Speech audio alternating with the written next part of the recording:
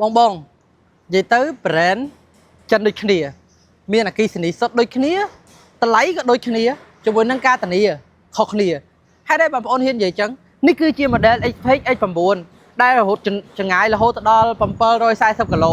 បងប្អូនស្ដាប់អត់ច្រឡំទេរថយន្តមួយ model នេះអាចនិយាយបានថាបងប្អូនស្គាល់ច្រើនហើយតាក់ទងជាមួយនឹង Xpeng X9 នេះជាប្រភេទ MPV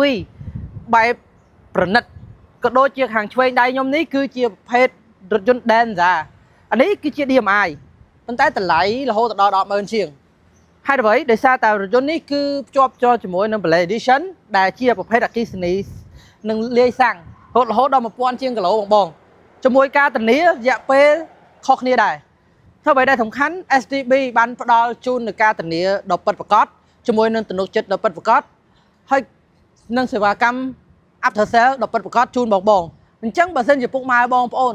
ចង់បានព័ត៌មានកាន់តែលម្អិតតាក់ទងជាមួយនឹងប្រភេទ MPV អគ្គិសនីសុទ្ធឬក៏អគ្គិសនីលាយសាំងបងអាចតំណែងបងប្អូនបានឬក៏អញ្ជើញមកដល់ទីតាំងដើម្បីសាកសួរព័ត៌មានលម្អិតឲ្យកាន់តែច្បាស់ពីរថយន្តនៅខាង